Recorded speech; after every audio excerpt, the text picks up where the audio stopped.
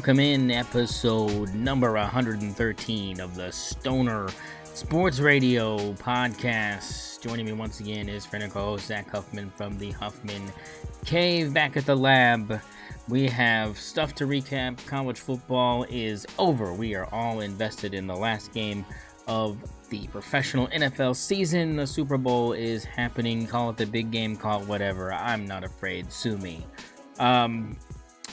Trade deadline, NBA stuff. Got to talk about it. It is concluded. We'll give you the recap and big things and big movers that took place over the last couple of days. We'll visit the sportsbook and we will give you our final thoughts as we head out into the weekend. How are we doing on this Be Happy Friday, Zach? I mean, I think we're all rooting for the Seahawks to win on Sunday. I mean, most of us are. The respectable, real American patriots are very much against this New England voodoo magic that's going on. So I'm feeling good. Rooting, going to be repping Seattle on Sunday. How about you? Yeah, I'll be pulling for the bad guys. I'll be pulling to add a little bit more jewelry to the collection here. Yeah, no, I just want it to be competitive. It's sick. What? It's sickening. Hey, you know what? We're back a little bit sooner than I thought we'd be, and I'm all right with that. I'll take that. The richer get rich. I mean, it is, it just keeps on happening. I just hope it's competitive. Everybody knows Seattle's offense is really, really good, and ours has been a roller coaster all year. So we'll just kind of see which Patriots offense shows up and see if we can hang with what I think is going to be a very, very hard offense to stop. But speaking of a very hard offense to stop, going into this, Zach, you said, verbatim, and I'll hold your feet to the fire on this, that this Miami-Indiana college football championship was going to be an Oregon-esque slaughter. It wasn't going to be close. It wasn't going to be competitive. It was a turn-off at halftime, turn-out-the-lights style slaughtering. And, we actually ended up getting a game that came down to the last team with the football.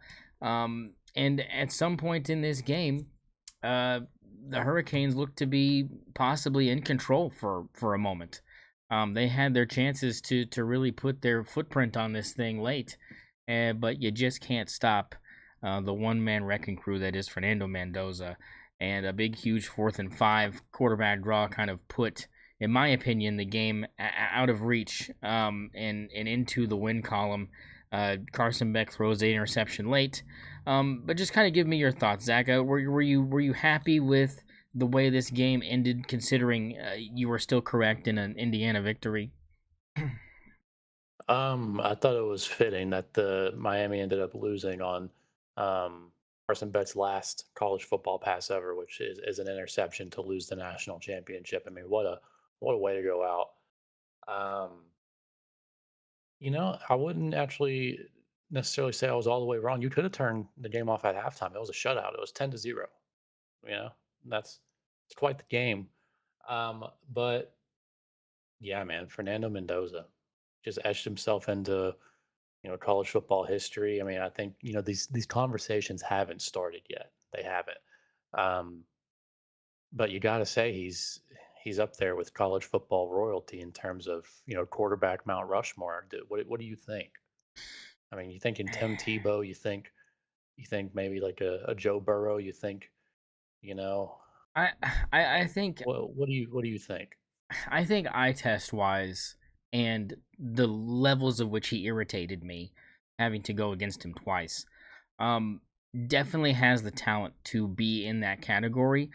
The thing for me now, and I guess this is just kind of me being an old fuddy-duddy and just kind of yearning for the days where there was some sort of team loyalty, I think that's the only thing that kind of keeps me out of the conversation. I mean, as far as like the aura of it, like obviously, like I said, talent-wise, what he did, everything, like, yes, put him in there. Obviously, I'm not going to debate that, but I just think for me specifically, what puts him in the bottom of the S tier for me is is just maybe that feeling of like, well, like at Cal, like what did you do, dog? Like I mean, like you weren't really winning games What do there. you I mean, want well, doing? I'm saying, I mean, like it's just it's to me, it's kind of a stain a little bit, I mean, just a little bit. I mean, it's like you But you you what can had he to what can he do leave. about that? That's what I'm saying. I'm just saying me being an old fuddy duddy. Like there's no. It's just like the aesthetics, right? Like aesthetics of like would have been nice if he would have been in Indiana like all 4 years, and then like that would have really added to the aura. That's all I'm saying. Like the aura game, like he just bottom S Mm. tier, but everything else, I like mean, you yeah, think like about it though. Come on, man. Like he's pulling a team of 3 and 4 stars, not a single 5 star on the Indiana team to a national championship. You can't knock the guy because he couldn't pull a team of 2 stars. I'm not saying it's his fault. I'm saying just the aesthetic. I'm not saying anything's wrong with it. I'm just saying like Just the aura, yeah, it's just the strictly aura. the Like aura. it's just a little aura hit. Like there's nothing wrong with it. Like I'm just saying, a little aura hit, little frogger right in the Well, side, right in between the ribs. what Like about Cam Newton? that's what I'm saying. Like he's not even in the conversation for me. I think Wow. he's not S tier. He's like A tier. He's A tier. Like he's good. So who is S tier? I mean Eh, Tebow. I mean, yeah, it's like Tebow's S tier, and that's aura mainly. That's not even talent. That's aura mainly. I mean, the speech will forever be etched in my I mean, that's brain, whether or not I good. like it. He was definitely unstoppable in the run game, and I'll give him that. But I mean, as far as for me, like it's just pure aura for Tim Tebow. Like honestly, for me, um, he's definitely in the conversation. Joe Burrow, Joe Cool. You gotta have Joe Cool in the conversation. I mean, he You was gotta have Joe Cool. generational. Yeah. Baker Mayfield is in there for me because he had both. He had both. Like he is. It's the epitome of probably. He's probably the top of the list, to be honest. He had both. He He just had kept talent playing. and the aura. Like I mean, like yeah, you had both. Like Joe Burrow, you But he can couldn't say get it done. no, couldn't get it done, but to me that doesn't matter. Like that doesn't matter. I couldn't get it done. Whose fault is that? Mike Stoops. That ain't even his fault. He was putting up points. It wasn't his fault. He did his job. No one else did his job. He did his job. I blame the defense. So I mean, he's probably at the top for me. You could put Troy Smith in that conversation for me. That's kind of at least he got it done. Um, I mean, yeah, quarterback wise, I mean he's there. Like Fernando is there. He's S tier. He's 100% there. He is definitely college football royalty. Is he Mount Rushmore? I think that's the better question. Is he that? And I think that when you put the fact that Indiana's never won anything even close to this, and they've been Garbo like since I've been alive, I think for me that puts him on that Mount Rushmore because it's like you literally kind of did the whole rebuild thing without having to really go through the growing pains like you did, but you did it at a different school. Like you didn't do it there. You did it at a different school. You had growing pains, and then you flourished, and you had some undervalued guys that looked for some opportunities, and Coach Signetti's just that dude, and he was able to put guys together and make a machine that was just absolutely unstoppable. Um, and you kind of got a little bit of a scare from Miami, and who I thought was going to give you a little bit of a scare. So I mean, props to the Hurricanes for showing up. I mean, better late than never. And I'll be honest, Carson didn't have to throw that ball. He tried to squeeze it in between. The safety came over top. Didn't have to throw that. It had plenty of time to run multiple plays after that. I mean, it was just a bad decision. And you get caught playing hero ball. You go for the ESPN highlight and you get cooked. I mean, that's just exactly what happened. And yeah, just bad. Just a horrible time to make that decision. And like you said, Yeah. fitting for that. But no, you are correct. He is definitely college football royalty for sure. Fernando Mendoza. Man, I mean, just what a snipe that would have been by you, preseason with the No, Miami pick no, if that if you. Oh, if that mm, drive had been successful at the end. ooh, That's baby. I mean, I'm still that is dreaming about quite it. the snipe. I mean, the fact that they even got, I mean, they're literally 7 points away, Oh yeah, from a national yeah. championship here, and it's tough. That's tough. But what a call! What a call by you. Hey, I mean, To have it, even hey, have him there. yeah, to even have him there. I mean, no one thought that would be the case. So I mean, I'll at least give him. CBS thought that Illinois was going to be there, so. Yeah. Well, I mean, hey, they got an I team from the Big Ten there. So there you go. You had, Yeah. you know, Remember, I think they said Indiana was gonna have 8 wins, I think, and then Illinois was gonna have 11. Is that what they said? I honestly think it was less than that. I think he chose them to be Garbo. Um, let's see. Crazy. Uh, let's see. All right, let me see. I've got it right here. Um, Oh, here it is. From October 22nd, 2025. You know. Oh, that's basketball. Get out of here. Yeah, get out of there. Get out of here, baby. Put this in here. But no, Brandon did not have him. Did not have them doing particularly well. I don't even think he had them making a bowl game. He did not Google Kurt and Netty. No, he didn't. He did not. And that was on him.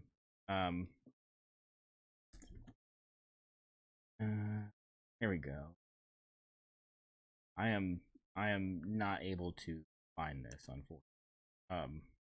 You know what? I have it in here. I can do it that way. Here it is. Whoops, I'm pulling it up in the wrong. All right, people. Here it is. Here's his futures here.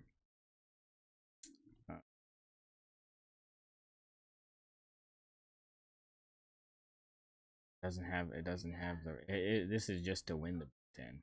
I'm cooked. Oh well. Regardless. Oh, here we go.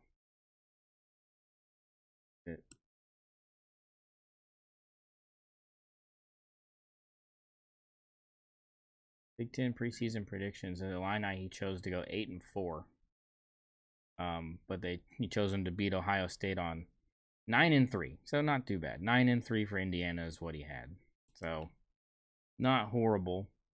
But had him losing to Penn State and Iowa.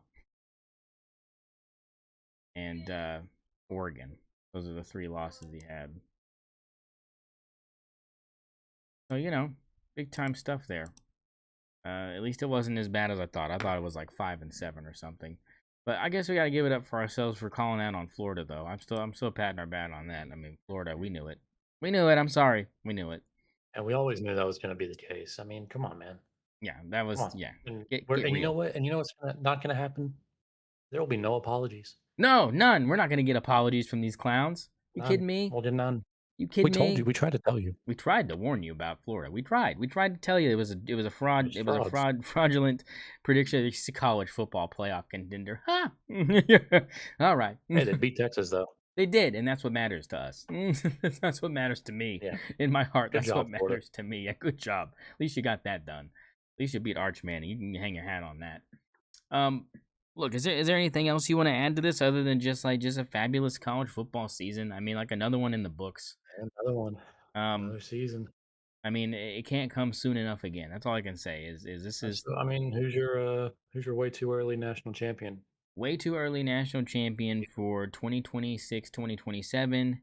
Give me my Oregon Ducks. I think it's time. Get over the hump. It's Dante Moore's coming back. I got Dylan Raiola in the wings. I'm loaded. I'm feeling back to back happening starting this next year. You know, Raiola's gonna lead us easily to another one after this next one. So I mean, like it's gonna be great. I'm gonna be winning big time. I'm gonna have 3 straight Super Bowl wins from Drake May, and I'm gonna have 2 straight wins in college football from my Oregon Ducks. And you know, you can just book that right now. Go ahead, book it. Barring injury, I'll put that out. Barring injury, I'll put that out. I'm gonna throw a little curveball at you. Give me the Texas A&M Aggies. Wow, that is okay. Marcel Reed coming back, right? Or is he done? Yeah, I think he's coming back. Okay, so he's. I mean, that's under the assumption that he is coming back. Yeah, I'm pretty sure he is coming back. And yeah, it's just too much money, too much talent. I like it. I mean, I hate it for college football, but I like it for you. Oh yeah, I don't want it to happen. Yeah, well, that's the last thing I need is these yelling dandies over here, whatever they call them, just being more full of. They've never done it, man. They've never done it. No, they haven't. They haven't done it. We haven't done it. Yeah, that's true. We haven't done it. We should have by now. Damn you, Cam Newton. You're the 2024 Wolf. Oh yes, I do. I do have a Wolf Pole national title. I do. I did finally remove that from the merch store. Nobody bought that shirt. Shocker. By the way, we have a merch store. It has some stuff. Get a hat. It's there. Get a T-shirt. Get a John Tier Moneyline T-shirt. He's coming back. That's back on the presses, hot and fresh, and it's good quality too. Good quality stuff. Over there at the merch store. I guess it's time to get into this, right? It's Super Bowl time, and we're back for another great Super Bowl weekend. We have the New England Patriots and the Seattle Seahawks. The Seahawks favored by 4.5 still, I believe. If not, that number should have probably gone even higher. I feel like people are very much riding the Seahawks. What are you expected on Sunday, and how locked in are you going to be? I mean, I'll be in. I'll be there. I won't be there, but I'll be logged in. Um, I'll be I will see every down. Okay, I will see okay, every snap of that game. But I'm thinking this is going to be a pretty low scoring game. Honestly, I think the really? defense is really going to take over. Yeah, man, I think the defense is really going to take over here. I mean, you look I at mean, that's good news for Seattle. me. Yeah, but I mean, this Seattle defense just has talent all over the place, and then the Patriots. I mean, that Vrabel defense, the way he's coaching them. I mean, you look at even just the AFC Championship game, and you see, that was kind of a low scoring affair. If you were watching that I was. defensive performance, obviously you were that defensive performance by the Patriots is just outstanding. So. I mean, Drake May, honestly, if we're truly being honest here, Drake May has not been that great in the playoffs, so No. far, but he's done enough. And he looked so much better in the regular season. In fact, I'm kind of upset that he didn't win MVP. I think he deserved it. But I think the postseason kind of leaked into it a little bit. And Matt Stafford, you know, is even though Drake May's in the Super Bowl, he had not that great of a postseason. Um, I also thought that Matt Stafford kind of fell off a little bit towards the end of the year. In the regular season, it's a regular season award. I don't. I think Drake May should have won that MVP, but he just wasn't playing the same when it came to the postseason. Uh, the He's been great with his legs, Yeah. but other than that, he's looked pretty just average everywhere else. Meanwhile, Sam Darnold on the other side is slinging it. I mean, he is really really hitting some nice throws. He has this entire playoff. I mean, he was fitting in windows in the NFC Championship game, and it was cinema. Man, it was truly cinema. Um, JSN is obviously poised to have a good game. I mean, I would think he's almost more likely to win a Super Bowl MVP than Sam Darnold is. Um, but yeah, I think it's going to be a low scoring affair. I think we might see a lot of yardage. We might see some big plays, but I don't think we're going to see a ton of red zone opportunities translate into end zones. And we're going to have a lot of field goals, coming out of this game. And I would say I don't know what the under. I don't know if you have it pulled up. I don't know what the under is or what the spread is. Um, but I would probably take the under on whatever it is. And I'm taking the The Seahawks. total is 45.5. Yeah, I think I would take the under on that. I'm thinking more like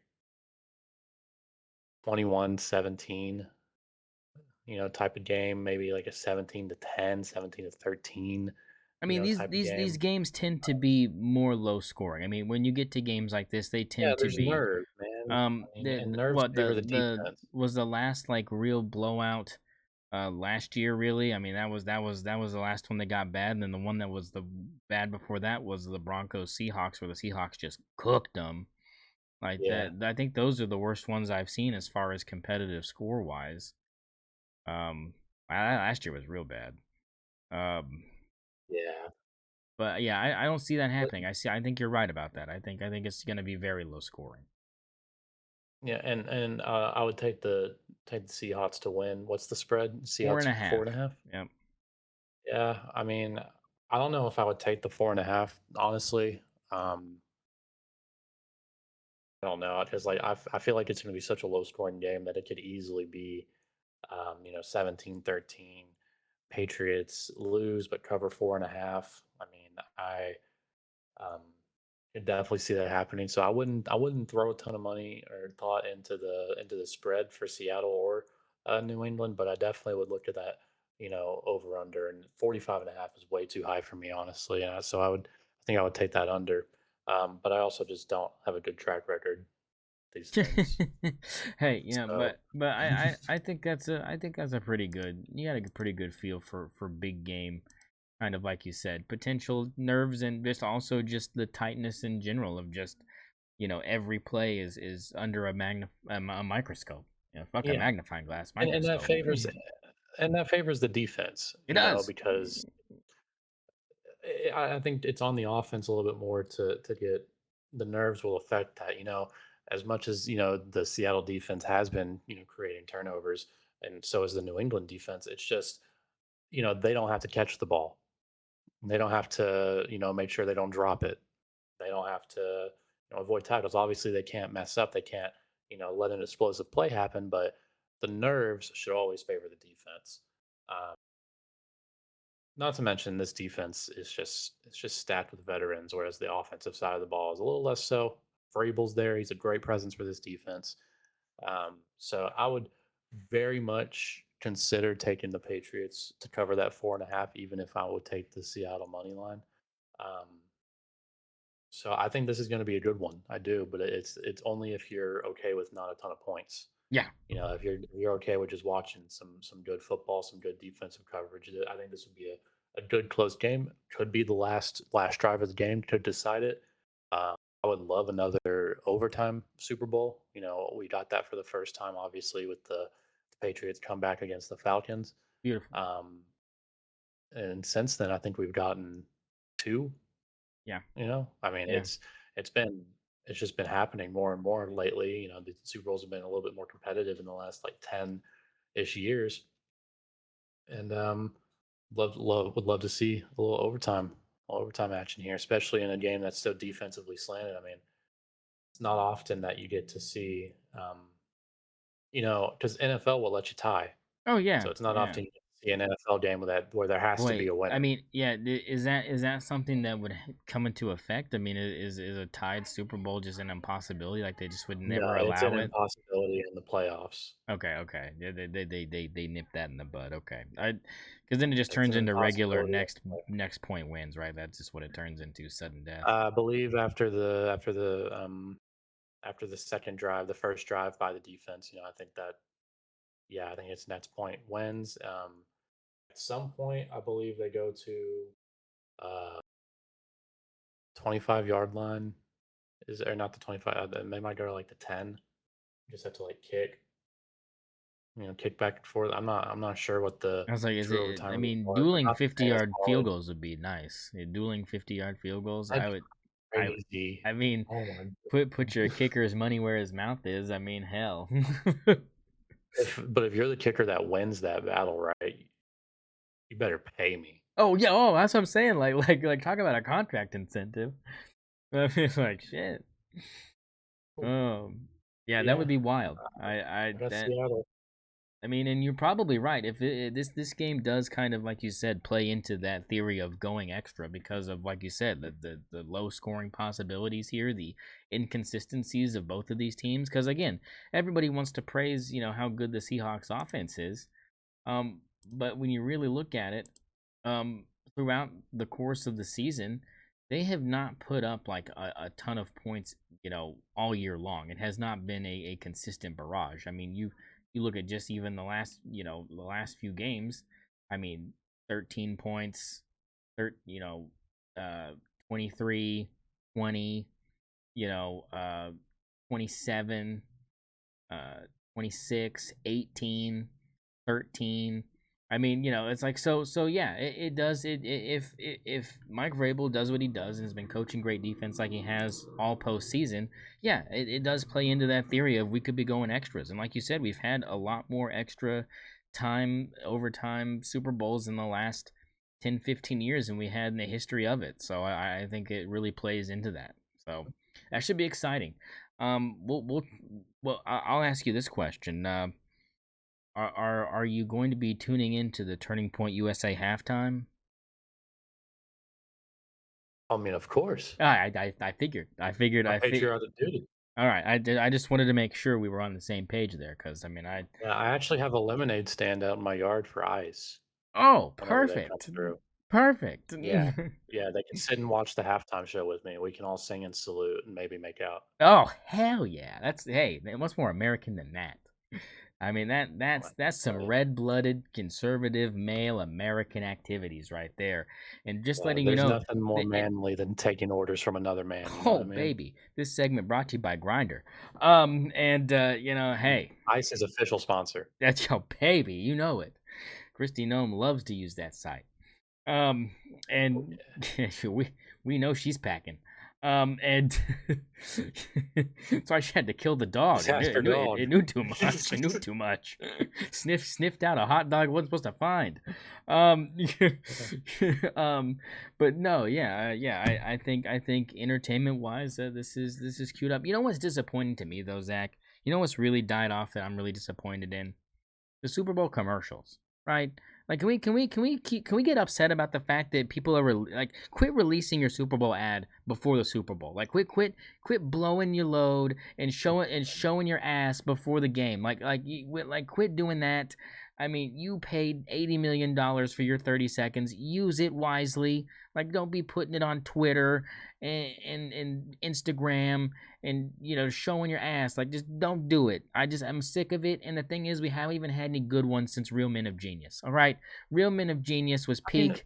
whatever happened? Whatever happened to the goats? Whatever happened to the Doritos? Whatever happened to the Chef Boyardees? You know, I mean, we're not getting these goat Super Bowl commercials anymore, and it's just not. We used to, you know, these kids, the kids these days won't understand this, but we used to watch the commercials at the Super Bowl. It was a thing. It was.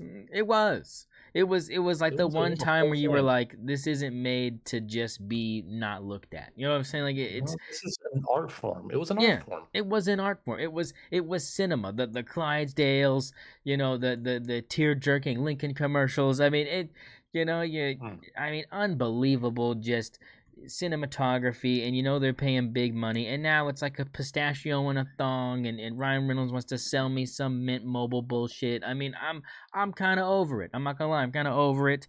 We're gonna And see some commercial bought by Israel. oh yeah, what about that Jesus commercial? Ready for that one? Oh, we're just like him. Yeah, sure you are, brother. Now get in the van. We're deporting you back to South Sudan, sir. Get in the van. Yeah, it. Yeah, you First are. Dam. Yeah, yeah, get in. Um, but no, I just it's just not the same anymore. I mean, and what was the one with the kid dressed as Darth Vader, the car commercial where he's like using the Force, but he's not. I mean, and that wasn't even that great. But I mean, I can remember it like it was a thing. You don't talk about him anymore. People don't tell people to shut up during the commercials anymore. That used to be a thing. It used to be a shut the hell up. It used to be the only time where the women would lock in. I mean, Back when we were a proper country, man. God damn it. What happened? Oh my gosh, unbelievable. But no, look, I'm still excited. I'll be at the lump. I've decided I'm going to the lump, and so I'm gonna lump it up on Sunday. So if you're looking for me, folks, you know where to find me. Yeah, I'm ready to get absolutely doxxed and beat up. So come find me. And I will share a beverage with you. But it should be a good time.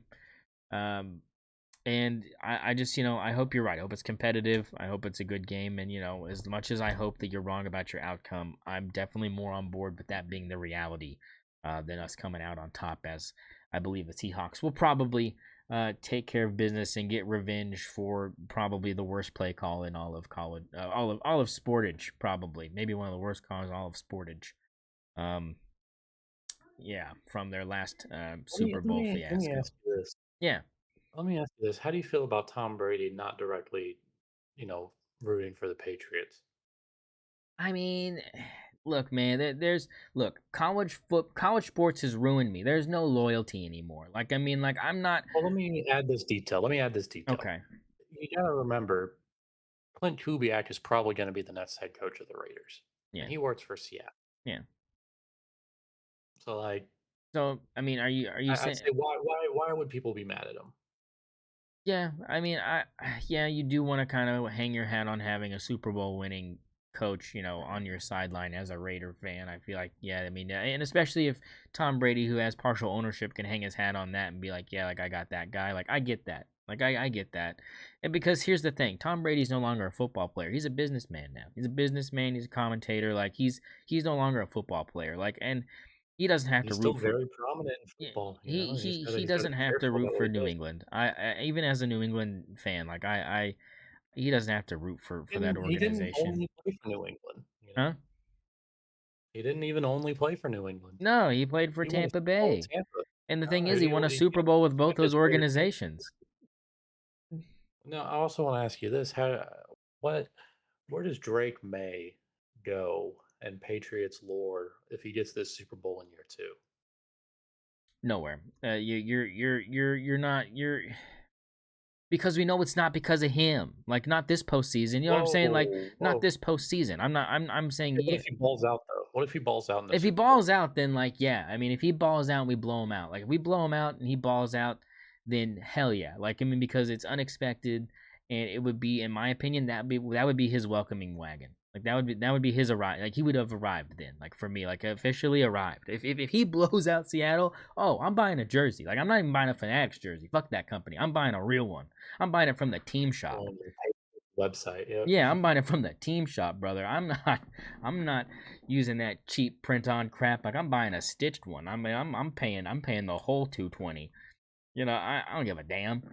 And I don't ever spend money like that on stupid shit like that. But I mean, like, I think if he does that, then like, yeah, because then it just means that like, have fun, trying to catch us after this. I mean, it's once we get the ball rolling, us as an organization will mow over the competition and make it just, it's another decade of just like, if we don't make the Super Bowl, we're at least making the AFC Championship game and making it a living hell for you. I mean, and I'm fine with that. I'm just glad we're back to being consistent. I mean, if this is where we're at. I mean, as a fan, you can't really ask for much more from your organization because you can't win it all every year. It's just not realistic. Dude, like since I've been alive, right? Yeah. The Dallas Cowboys have continued to not even make a conference championship game. Woo, baby. As a football team, and in that time span, the Patriots were one to begin with. Yep. Then they got good. Yep. They won 3 Super Bowls. They were mid for like 10 more years, constantly, making noise in the playoffs, but never getting the job done. They won 3 more Super Bowls after that. Yep. They lose Tom Brady. They enter a rebuild. They have like 2 seasons of them being bad. Yep. God, Cam Newton And played for then us. Can you believe that? God damn it. they did Drake May. They fully rebuilt the team and got to another Super Bowl all before the Cowboys could win more than one playoff game in a single season. Well, you know the solution to this problem.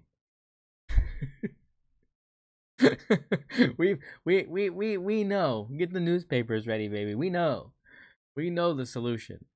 Get the newspaper ready. The witch is dead. Yeah, we're ding dong. We're waiting. You still checking Google often?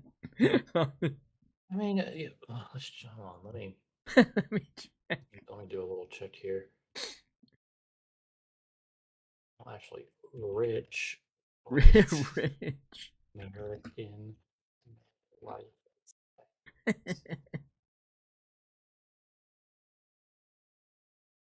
Between 81 and 88. All right, so what? You got the 3 more rich and years white. left. 83. God damn You got 5. We got half of a decade more of pain. That's rough. That's unless he chokes on a hot dog. If he meets expectations, if he exceeds them. Oh my! You know, evil never dies. You know, evil never dies. He's gonna be like, you see all the cancer stuff we've been achieving this last week. My man's living to 120. Like you're cooked.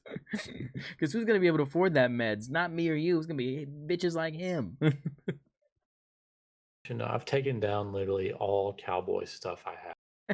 Why wouldn't I you? don't rep them anymore. I Why mean, like, would you? they're still my team, but I Yeah, just you want to be ain't. quiet Yeah, about it. you ain't proud. It's a good- No, no, Down- never have been. what has been the reason? Yeah, never had a I might as well reason. be a Jets fan, dude. Oh, Like, and the thing is like you're not at least wrong. they made an AFC Yeah, I title was gonna game. say like, didn't Mark Sanchez lead them to an AFC title game? I have it worse than the Jets. And remember, Mark Sanchez is in prison. He is. He stabbed a guy. He stabbed a guy. Mark And Sanchez stabbed a guy. I still would let him watch my kids before I let Tony Romo. Oh, yeah, no, you know what? It shows he can be a protector. You know, and he's not afraid to do it. Someone breaks in the house, Not afraid to he's do the it. first Gotcha, one to yeah. grab a fork on the counter and stab somebody with it. Nah, I mean, yeah, you know, you want that. Tony Romo's dropping the fork. I mean, it's sliding across the Tony kitchen Romo's floor. gonna be pissed drunk. He's gonna stand up too quick and hit his head on the counter, and he's gonna get knocked out. Those kids are gone. Yeah. they're on the Yeah, then, Lolita like you said, Express. throw two pits and fumble the ball in the fourth quarter. Yeah, or take a knee with 2 seconds left. Spike the ball with a second left. Like, oh, it was supposed to be a fake spike. The ball slipped out. I mean, what can you slide, do, Zach? you know? Slide, Dak. Slide. Get down. Oh no, the time ran out.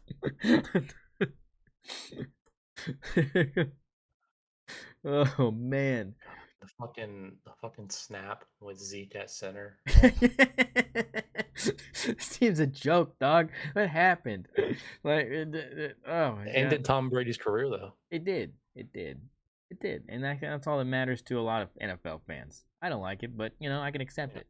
There's nothing more for football he needs to do. All he needs to do, you know what he needs to do, Zach, and I stand by this. If we're gonna bring back like a Flash Gordon reboot, it's got to be him. NFL quarterback summoned by gods from another planet to save the world. Tom Brady could do that.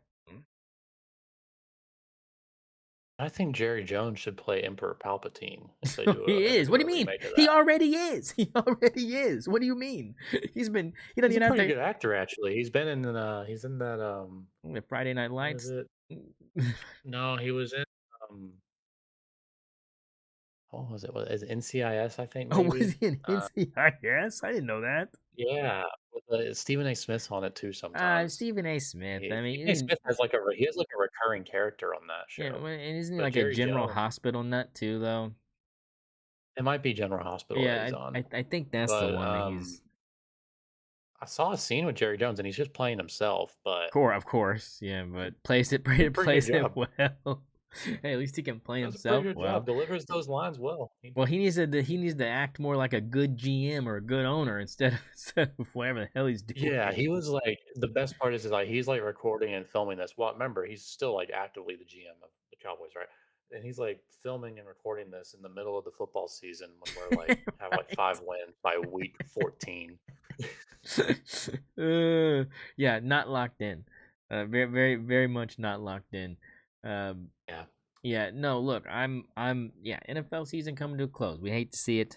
But well, we don't all hate to see it. Yeah, we don't all hate. You know what that means though? That means that now it's our whole focus can zoom in on college basketball coming to a close here in the next 4 weeks and the tournament beginning, and we're locked into the NBA for the rest of until summer. I think that's something that we can all appreciate. Why don't you just kind of give us kind of an update with the Thunder? They right now are a astounding 40-12. Another tough loss to the Spurs the other night, but they sat 10 of the 15 guys on the roster or whatever. I mean, everybody was gone. It was technically the Oklahoma City Blue out there running around, and Case and Wallace, and that was pretty much it. Case and Wallace. Yeah, it was pretty much it. And the thing is the Spurs should be embarrassed they didn't win by 20. And the fact that this was a 6-point at one point. Yeah, and the thing is we cut it to 6 with under 4 minutes to go, and then once Victor checked back in, we got cooked again. But I mean, like, he had to check back in. Like, that shouldn't have had to happen. He should have been able to sit the whole fourth like Shea does. Yeah. I mean, that's But embarrassing. we really just don't have a lot of room to talk. I mean, because they've beaten us 3 times this year, 4 times this year. It's just not a good look. We played them 5 times. They've won 4 of them. Uh, they have our number, but the Mavericks had our number last year too, and won the NBA title. So Well, and here's the good nothing, news, nothing Zach. super. Here's the good news too. You forget this: the Spurs are not going to make the Western Conference Finals, so it doesn't matter. Like we're not going to see them in the That's a bold postseason, take. so it doesn't matter. That's a bold take. It could very well happen, especially if they fall to like the 4 spot Yeah, I'm saying. I in the mean, I'm standings. saying if it But stays where it's at right now and it's 1-2, I don't see them coming out of their side of the bracket. I don't. I think. listen, I wouldn't pick them to beat the Nuggets either, but Yeah. I would pick them to beat Minnesota. Yeah, but you'd have to have Minnesota beat Denver. Well, and that very well might happen. What would you think about a Rockets Lakers 4-5 matchup? That get you hard? I don't think the Lakers will be there. Fair. I mean, yeah, the Suns are the Suns, Lakers, and Rockets all have 31 wins. So I mean, right now, yeah, that's kind of up for grabs. That 4 through 8 area is still very much up for grabs. Um, yeah, so that's a thing. Um, yeah, no, you're right. I mean, it is disappointing that they have. I see. It seems like they have our number, but you're right. Mavericks had it last year, and that didn't pan out for them.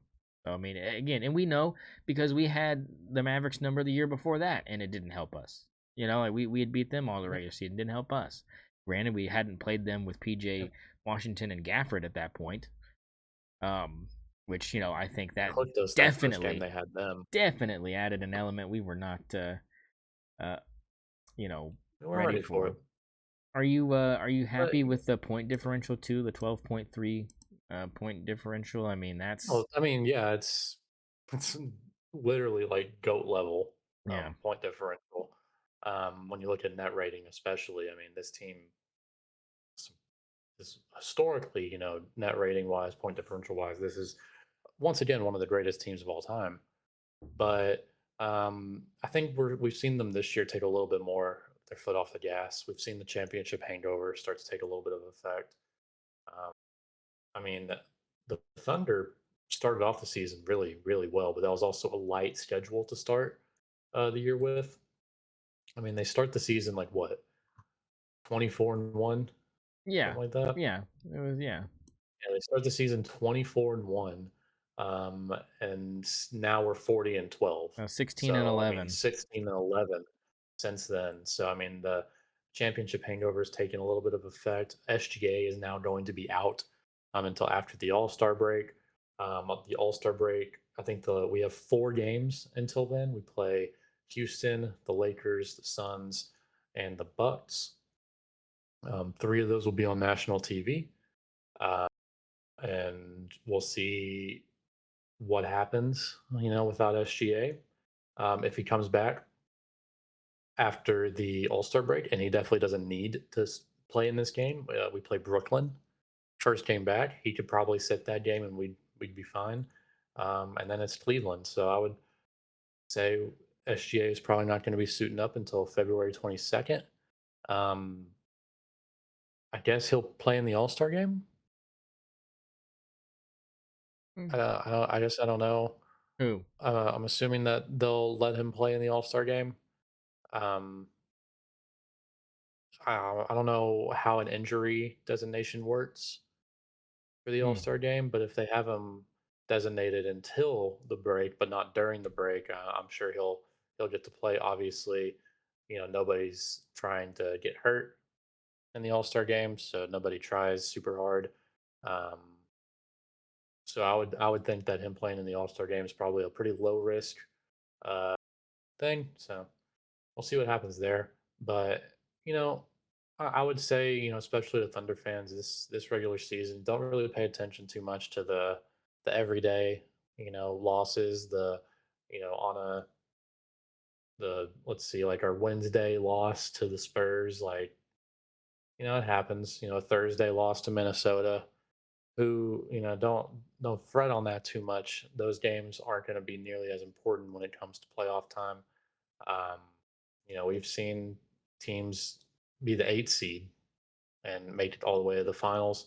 So I wouldn't dwell too much on the regular season, especially considering, as bad as it has felt lately, we are still 40-12. And I mean, so what are the stand? How far ahead are we? Let's see. Yeah, we're 40-12. We're 7 games ahead of Denver, 4.5 games ahead of uh, the Spurs, and what is that? That's 4 games ahead of the Pistons, who are first in the East. So it's not really a concern. No, Really isn't. no. This team is going to be just fine. They are betting favorites on every single market to win the title once again, because they have the perfect formula. Um, they have an elite, all-time great. I would actually say the defense that we've seen from the Thunder last year and this year is probably second only to the 60s Celtics when it comes to defense relative to the era, obviously. But there's just never been, a defensive, statistically, just a defensive powerhouse like OKC since the 1960s when the NBA was kind of in its early stages. They have a historically great defense, and they have, honestly, it's not the best offense. We've seen that especially in the last, 20ish games. But it's good. When it's good, it's really good, and when it's bad, it's still pretty good. And that's because SGA is one of the, if not, honestly, at this point, it's not ridiculous to say that he is quite possibly the greatest scoring guard we've ever seen, in terms of pure scoring the basketball, in terms of purely putting the ball in the bucket. I'm not going to say he's better than Kobe. I'm not going to say he's better than Michael Jordan, but he's damn close right now when it comes to just eye test. I'm not factoring in accolades here, but when you're just watching, it's there's just not anybody doing it like that, and we haven't seen a guard like that since Kobe, who's just able to get so much, out of their movement, out of their jerkiness, out of the ability to get to the free throw line. Not and he's not Steph Curry. He's not sitting at the line, behind the 3-point line. Obviously, Steph's, I think, the greatest point guard of all time, but um, he wasn't driving, getting to the bucket, and getting tough turnaround fadeaways as a guard. He's working more off ball. And SGA is just, I mean, he's the for the kids that weren't around. I mean, this is what Kobe looked like. Mm. This is what Kobe was. Like when I watched SGA, I think about Kobe. I think about like 2007, 2006, 2007, watching Kobe, carry the Lakers. I mean, literally carry the Lakers. Um, watching him win back to back. This is what Kobe looked like. It was, and quite honestly, SGA is faster than Kobe. And I mean, when I'm watching it, I think, he looks a little bit smoother than Kobe. Kobe was a lot more push offy, a little bit more getting to the line than SGA. But um,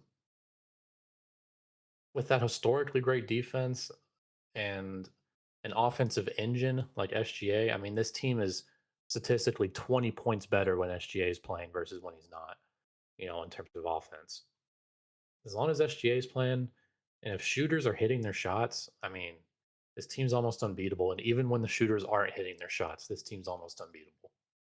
Yeah. It takes when this team's at full strength, you almost never see them lose. And when you do, it's a combination of a few things. It's a combination of SGA having an off night, which is rare, along with shooters just being abysmal. Yeah. And every time we lose, it's because the other team is shooting lights out. Like, it has to be a combination of those things for the Thunder to lose. Uh, And it's happened. I mean, if I'm sure you've seen multiple games where it's just like, wow, the other team can't miss, Yeah, and it the Thunder are happens. missing every shot they take, Yeah, it except happens. for SGA. Yeah, You we've know, seen it. We've seen it. Yeah, you see it all the time. yeah. It's lit, but you know what? You bring up a good point because the Thunder are doing what they are going to try to do to amend some of that poor shooting. Because I think it's time for us to kind of dip into the trade deadline. It's over. Yeah. It's finally done.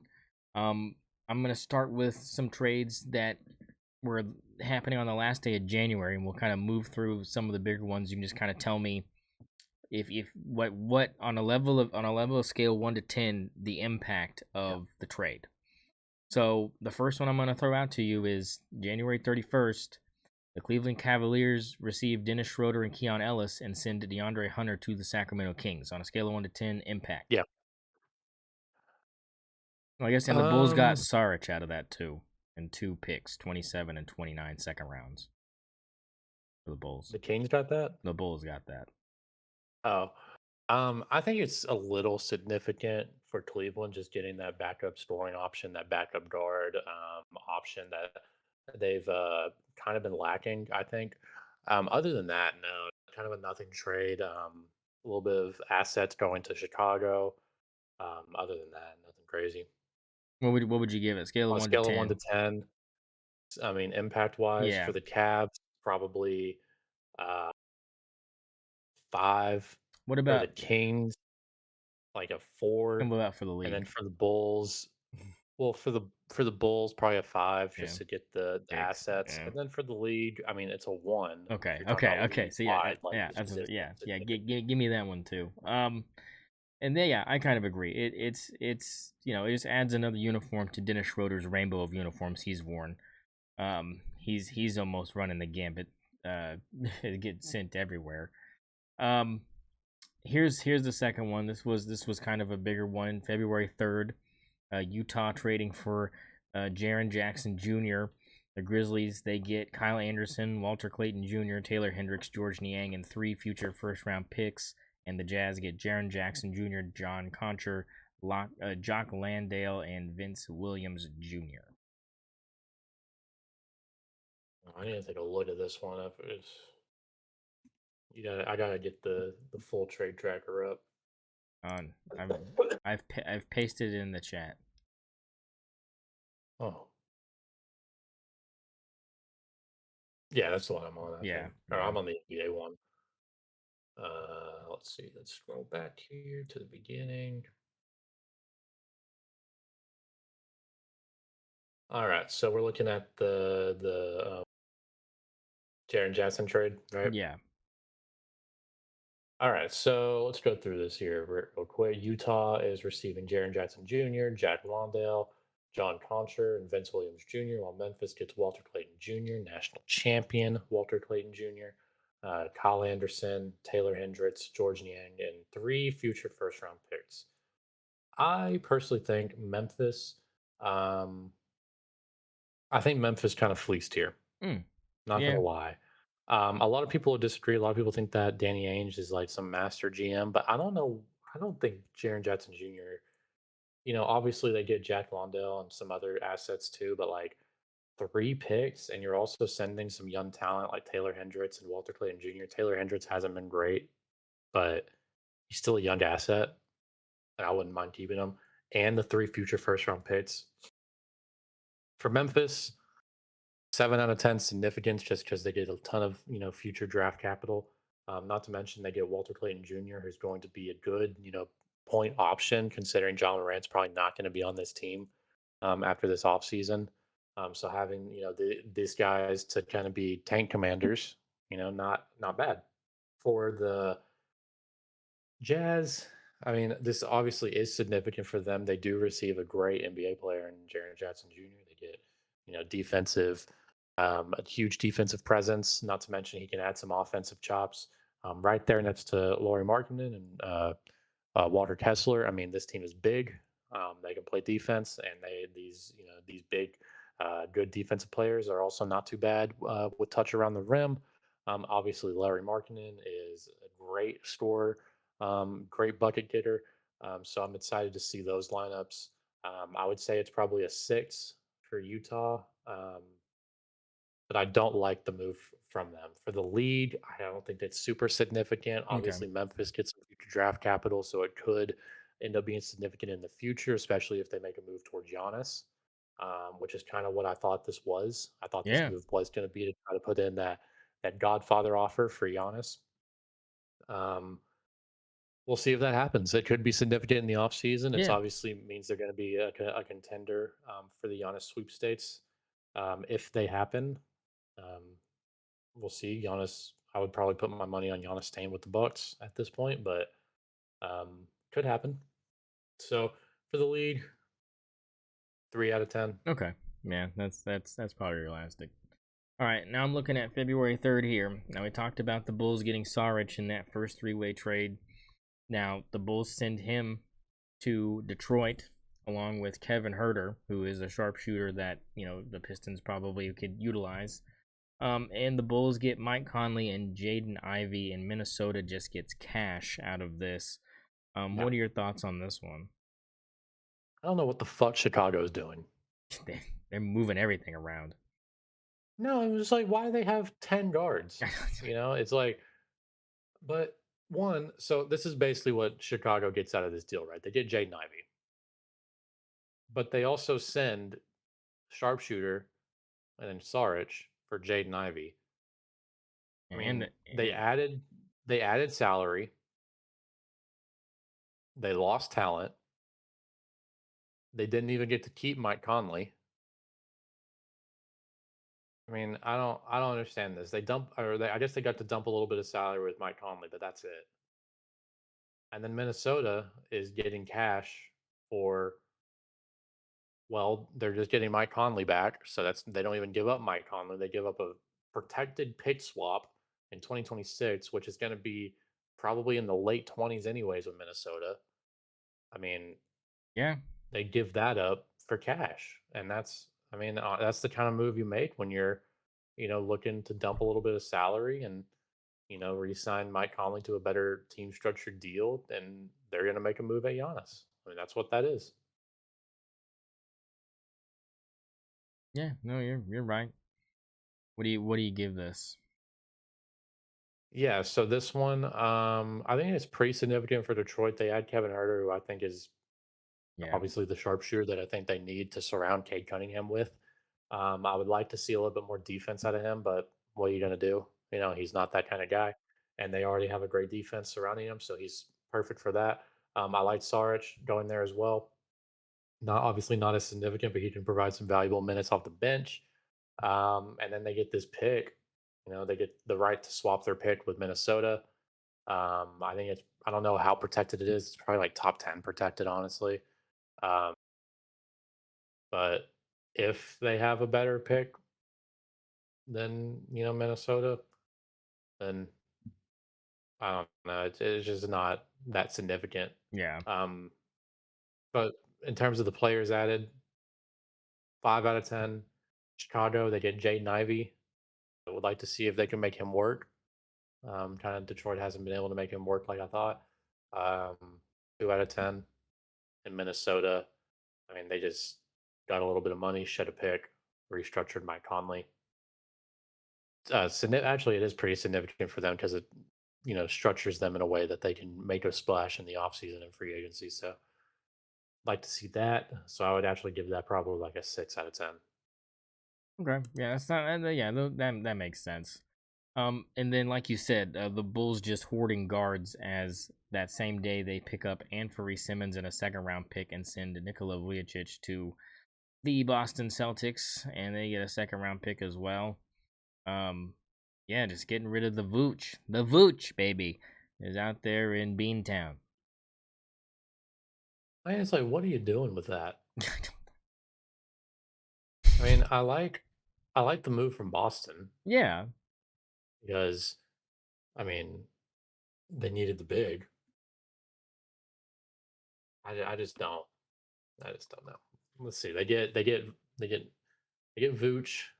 They add some much needed size. Um, 2027 second round pick. Don't hate it. Chicago, Anthony Simons, 2026, second round pick. Move up a little bit, timeline, shed a little bit of salary.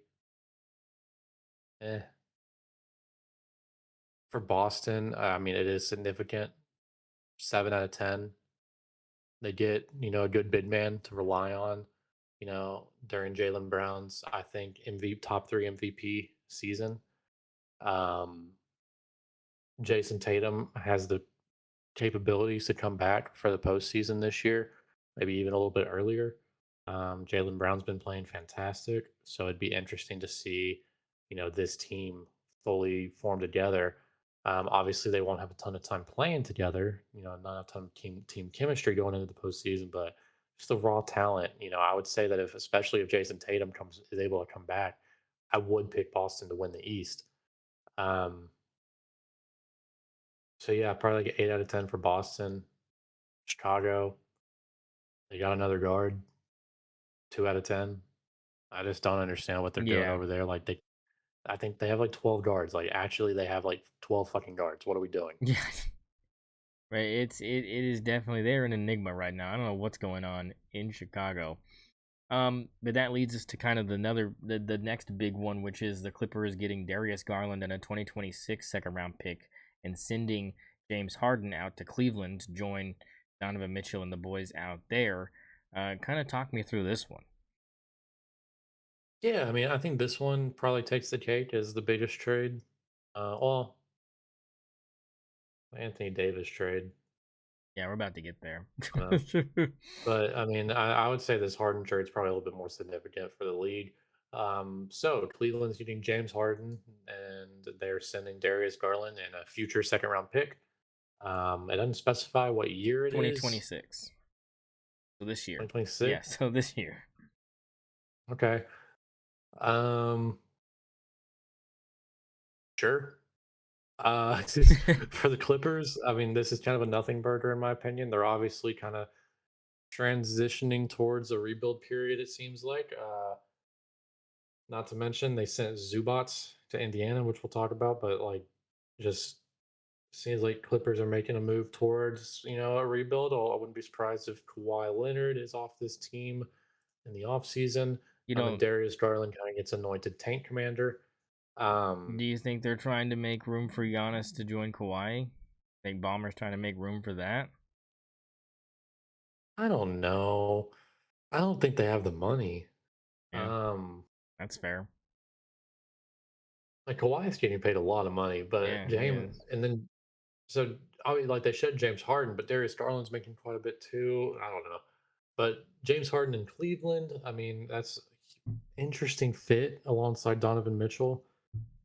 Um, I don't know who takes second fiddle there. I mean, Donovan Mitchell is the better player right now, Yeah. but James Harden is probably has the better IQ. Probably is going to be the point. Uh, There's obviously going to be a huge veteran presence. He's probably one of the oldest guys on the team. He's James Harden, so he's going to be looked at as a leader. Apparently, no Donovan Mitchell has known about this for like 6 weeks, so um, I guess they've thought it through. But I don't see the fit working very well. Donovan Mitchell is a guy that needs the ball in his hands to be effective. And so is James Harden. I don't know if they're going to try to stagger their minutes a little bit. I don't know. But Darius Garland just hasn't been the guy that he was last season or the year before. I think it was time to move on from him. He had a couple injuries and he just hasn't looked the same. So I think it was smart to go ahead and move on from that. And then Cleveland getting James Harden, I think that's probably like a 7 out of 10 significance. I mean, that's Yeah. obviously a Yeah. huge offensive addition to a pretty decent defense. He's going to hurt their defense a little bit, but not as much as people think he will. Yeah. He is still like not really that much of a negative on defense. More of a neutral. He can guard when he tries. So yeah, I mean, are you surprised James Harden traded? I mean, this is his fifth team in 6 years. Yeah, I mean he's been turning into more of a journeyman than I thought he would, but he's always chasing that paper, man. I mean, I don't know. I feel like ever since he left OKC, he's been okay with kind of whatever, but I don't know how much say he really had in this one. I don't know if he really wants to go out there and play with Mitchell or not, but I think, like you said, this is probably one of the more significant moves that was made. That's for sure.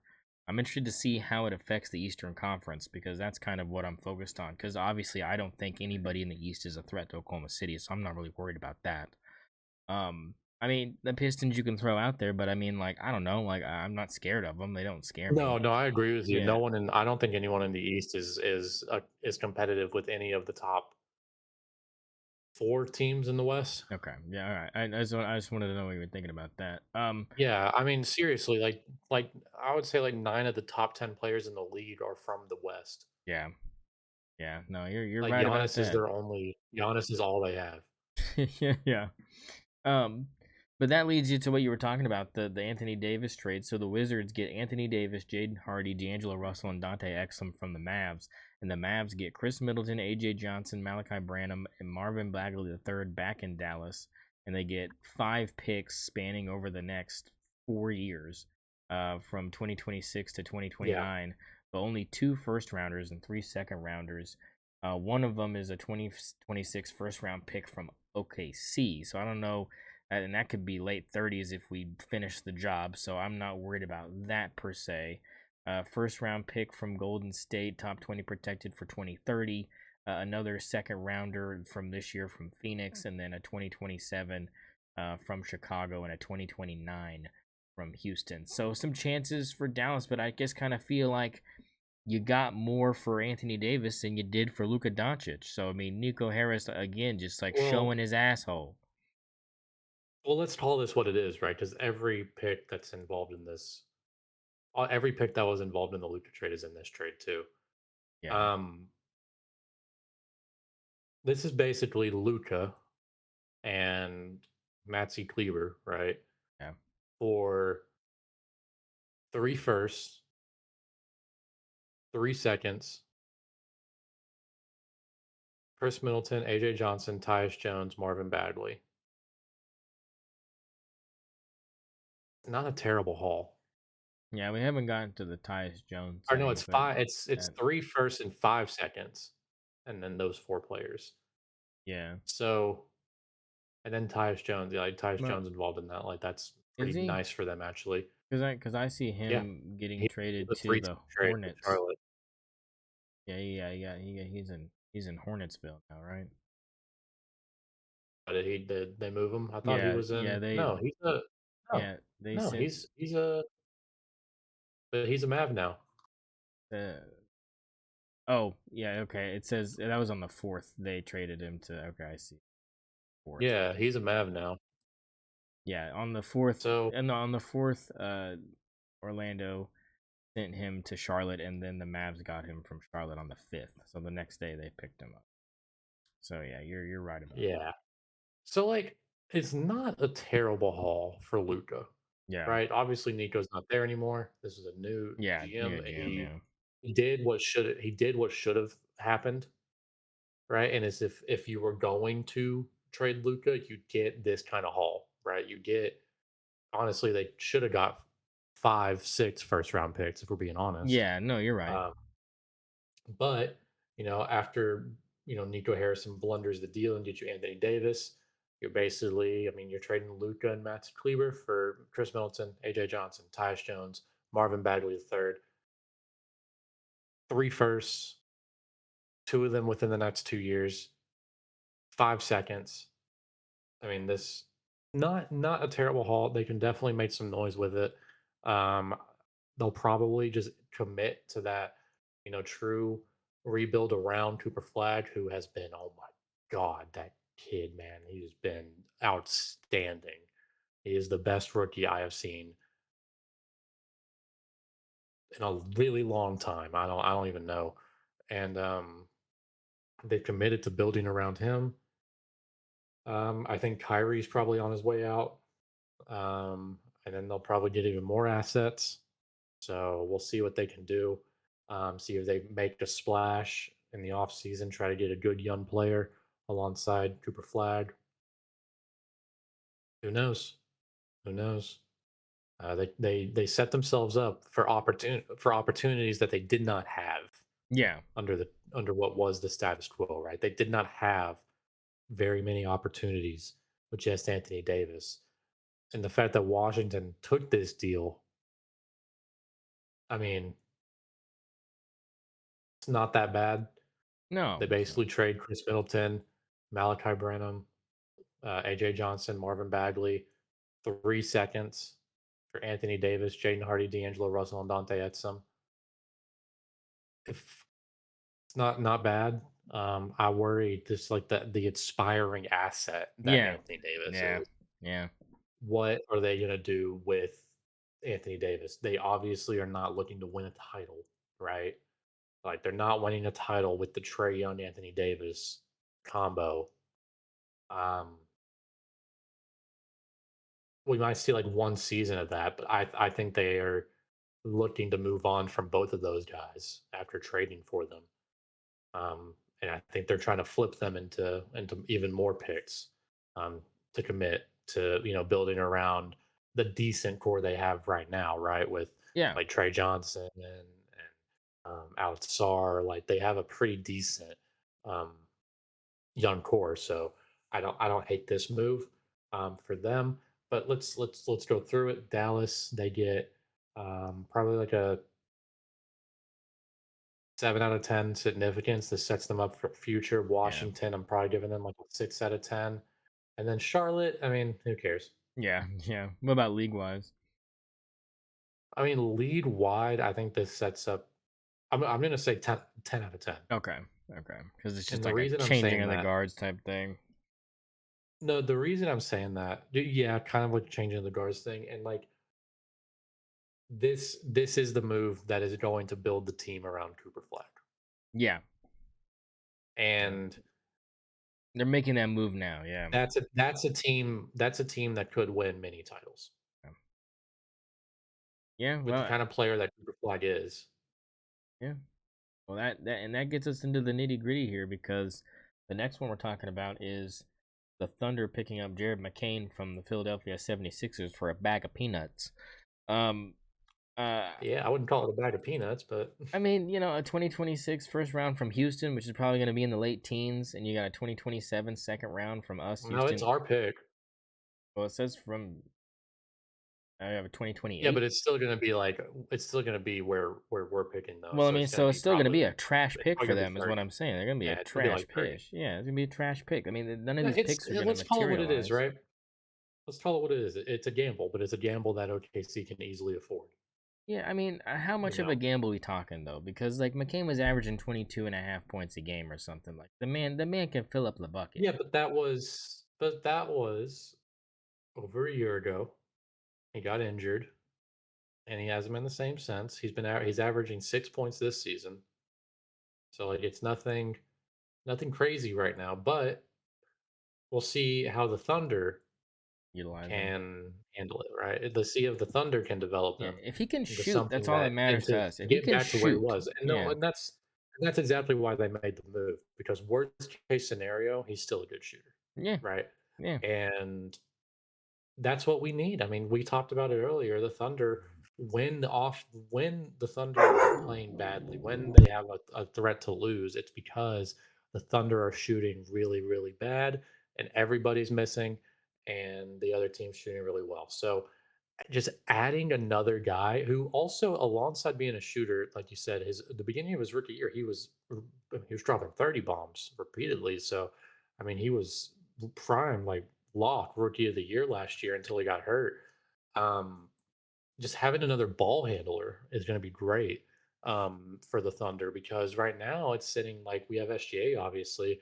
J Dub has been kind of inconsistent in terms of handling the ball and creating the offense. Although I mean I love J Dub and I think he's top 25 player in the NBA, but it's been interesting since he came back from injury. The fit hasn't been perfect like it was. And AJ Mitchell, who has been a really nice surprise this year and has been really really good. I mean, that's the ball handling situation right now. When SGA is out, it becomes a little dicey. So adding Jaron McCain there is good for that reason, but also just having him and to play that Isaiah Joe role, to have him sitting there, sitting in the corner, ready for that catch and shoot. I mean, he hasn't shot at the ball as well this year, but last year he was above 40%. I mean, this guy can really shoot. So significant for the Thunder. Probably 8 out of 10 just for getting that net shooter, getting that Yeah. extra offensive option that is necessary. He's a liability on defense, but I think we're fine there. So um, just adding this, weaponry on offense is the kind of move that title contenders need to make, right? If you're a title contender, you're not looking to make a splash No, no. necessarily, unless you go out there and get like a Giannis or something if you're like Minnesota. But every offseason, every trade deadline, if you're a contending team, you should be looking to get just a little bit better, right? You should be looking to make moves that make you a little bit better. Last offseason, Denver put on a masterclass of that, of getting Cam Johnson, right? They trade out Michael Porter Jr. for Cam Johnson, get a little bit more of a efficient shooter, a little bit less erratic shooter, and they just got better, right? They just got a little bit better. And if they were a little bit better last year, they probably beat the Thunder in that playoff series, right? So it's the kind of moves that those contenders need to make. So I'm glad that OKC made that move. I don't love sending a first round pick. I'm going to be honest, but it's we can afford it and we don't need it. Yeah. Yeah.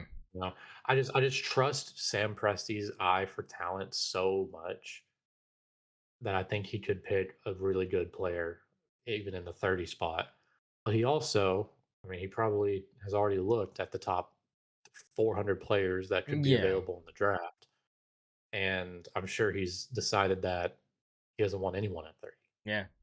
So That's probably true. maybe that's why he made the move. I mean, because Jared McCain is, I mean, he's as he is right now, he would still be picked in the first round. So Yeah. No, you're right about that. And that leads us to the last one that I feel like is has any significance, in my opinion, which is the Golden State Warriors getting Tingus Pingus, Kristaps Porzingis, and the Golden State Warriors yep. sending Buddy Hield and Jonathan Kaminga to Atlanta. Your thoughts on this one? Yeah, the kind of move they needed to make. They obviously were in the Giannis sweepstakes. That didn't work out. They're still probably going to be in the Giannis sweepstakes in the offseason if he ends up getting, um, traded at all. Uh, but they needed him. They needed scoring down there. They needed a guy that reliable not only as a defensive rim anchor, but also as an offensive hub. Which is the kind of player that Steph Curry needs to play with. Kristaps is able to make those passes necessary, kind of like a Hartenstein, to be a good hub for an off ball guard that Steph Curry really is. Golden State, I'm giving this like an 8 out of 10. They make a great move at the line or at the trade deadline to just make themselves a little bit better. This doesn't make them a contender. This doesn't put them much further in the West, but it's a good move and it makes them a better basketball team. And Atlanta gets Jonathan Kaminga and Buddy Hield. Um, I like Kaminga getting the restart. Warriors were just kind of holding him hostage. Like he wasn't playing. Like this guy's just a liability, and the team wouldn't get rid of him. It was kind of weird. Uh, and then Buddy Hield, um, great shooting option for Atlanta. Obviously, Atlanta is kind of entering into a new era. Trey Young is now a Washington Wizard.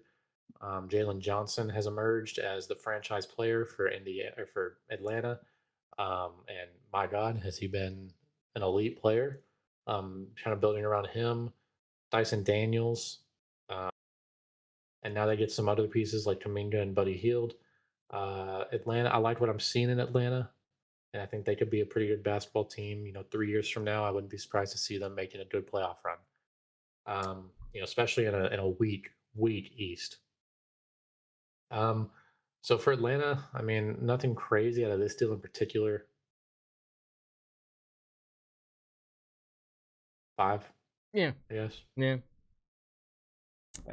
That seems pretty logical. Well, yeah, that pretty much wraps up trade deadline big stuff. That's pretty much all we had this season. So on to the off season with waiting for some bigger names to drop and move around and all that kind of stuff, which leads us into the sports book, baby. All right. Recap what happened last time we were live, baby. It was Zach taking the New England Patriots -3 against the Houston Texans. Ding, ding, ding, ding, ding. Winner, winner, chicken dinner. Easy W, a sweat-free pick from Zach as the Patriots get the win 28-16 behind CJ Stroud's like 4 turnovers. I feel like he was giving it away, baby. Second pick for Zach, the Chicago Bears money line, and the Hail Mary is no good. And in overtime, the Rams get the victory 2017 after the extra session, and that is from Zach. Indiana -8.5. And 7-point win. Or sorry, 6-point win, I should say, for the Indiana Hoosiers 27-21 over the Hurricanes. So Zach with $100 to play with heading into Super Bowl weekend. On the other side, you had me. I was rolling with my big pick. I was rolling with the mouth Miami money line. Damn you, Carson Beck. Couldn't get it done. That's a big no-no from me. The under of the Patriots and Houston game. The line was 40.5. Oh, that stinks. 44 on the board combined. Missed it by that much. I had the under for Chicago and LA. Ding ding, that one's gonna hit. 37 combined points in that overtime win for the Rams. And that leaves me with a whopping $1,500 to play with over the weekend. I'm gonna give you some bet. I'm gonna give you some bets here. We're going novelty props only here for this week. We're gonna go with the fun stuff. Forget the seriousness. We're not about that. So don't even get me started on trying to act like we don't care about anything other than just being the absolute best at the most random thing you could possibly ask for. Novelty Prop City coming at you fast. I'm going to start with this one. Color Gatorade for the winning team. What's the color and why is it blue? Options are orange, blue, yellow, lime, purple, red, pink, or water clear. All right.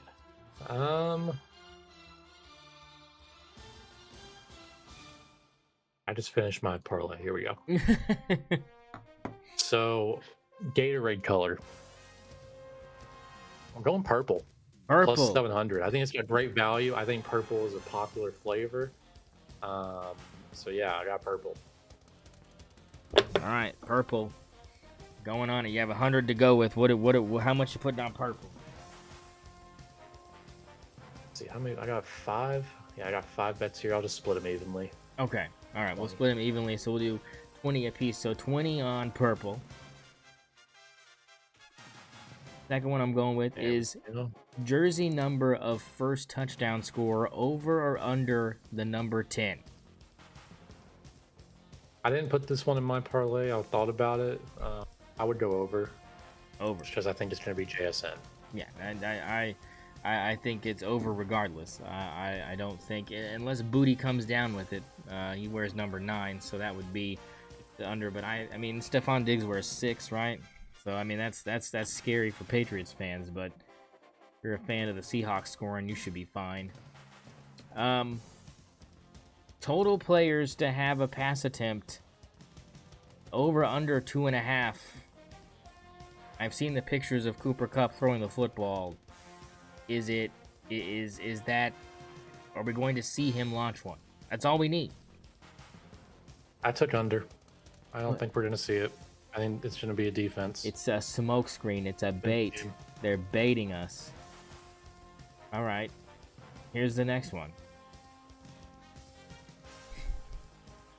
This one I thought was kind of funny. And I love it.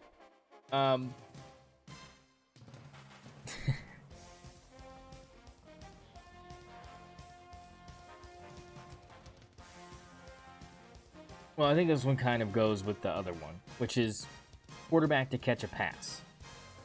But the thing is that could be the halfback passing it back to the quarterback in some sort of play, right? I mean, they have flea flicker on here as well, but I'm talking about out to the screen guy back to the quarterback type stuff. That would also count.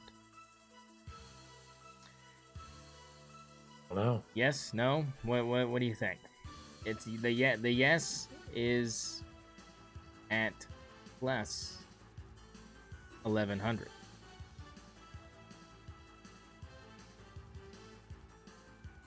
I would take the no. Okay, so you're not comfortable on that.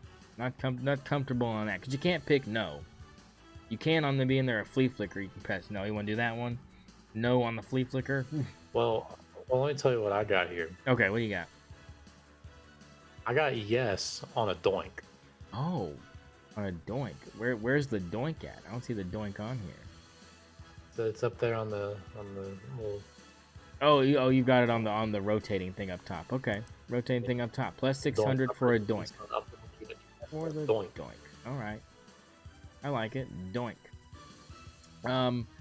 And what about walk off? The ultimate finisher, thrilling walk off at plus 800. You like that one? No. No, what have you got as your last one? Well, my last two are other coin toss. Oh, you got coin toss. What do you got? Coin toss. I got heads. Heads, coin toss. Okay, perfect. And I got Patriots winning the coin toss. Okay. So which one do you want to? Which? So my parlay. Oh, go ahead. Yeah, which one out of those do you want to have on yours? The Patriots winning the coin toss or the heads? Do the heads. Okay, we'll do the heads. So you've got right now purple Gatorade, over 10.5 on the jersey number, under 2.5 on players to attempt to pass, yes on the doink, and a heads as the coin coming up, all 20 apiece. Yep, take it. Take it. Take it, baby. He says take it. There you go. Can't officially be parlayed on DraftKings, but you can parlay it in your head, and I'll have those odds on the graphic. Why the hell did that just pop up?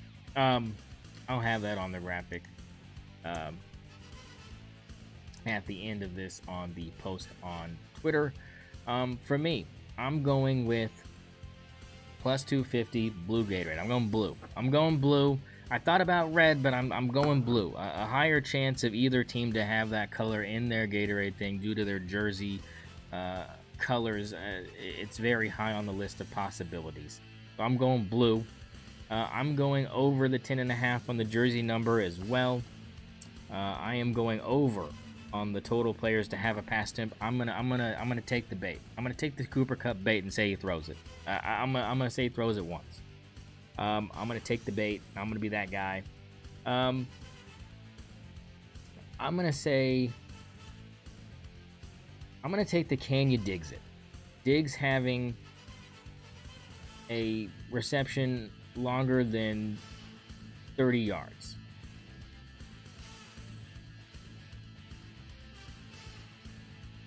Let's take him to have the longest air yards. Yeah, is that on a catch? What would that be? Well, he just have to have the longest. Yeah, but it uses 30 or more as the number. Does that mean it's like 30 something? That's just saying that's a long air. That's just a long. He's had 5 30-yard passes. He's had 5, long catches this year.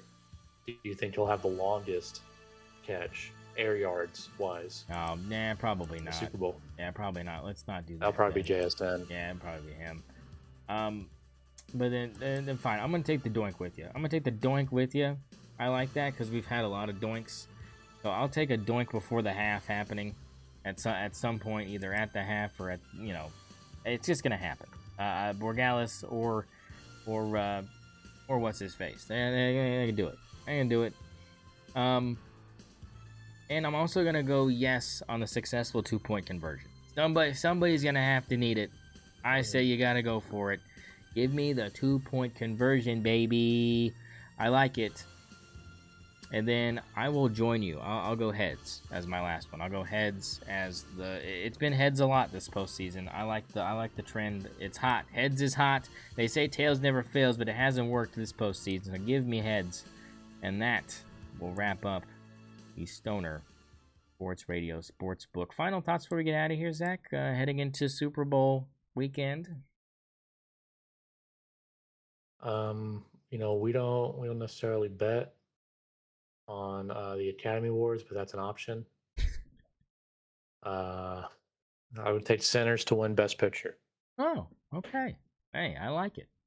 Sinners to win Best Picture. You know what? I can't. I mean, it was definitely up there. Definitely up there. But football wise, well, let's go Seahawks. Well, you know what I have to do. Go Patriots. Get it done. Bring back the glory days. We're ready. Bring them back. Good night, Canada. The glory days are 2019. What the fuck are you talking about? Bring them back. I'm ready. Hit the refresh button. Woo! We're happening. It's happening again. I'm 7-year fucking drought. God, all right. what would good they night. do with the 7-year Super Bowl drought? I almost killed myself. I almost thought about it. Thank you, Robert Kraft. Thank you. We appreciate you. Go get a happy ending massage on me, baby. Do it. Do it again. No one's getting in trouble. You can do it. They can be underage. They won't prosecute you. You're good. Good night, Canada.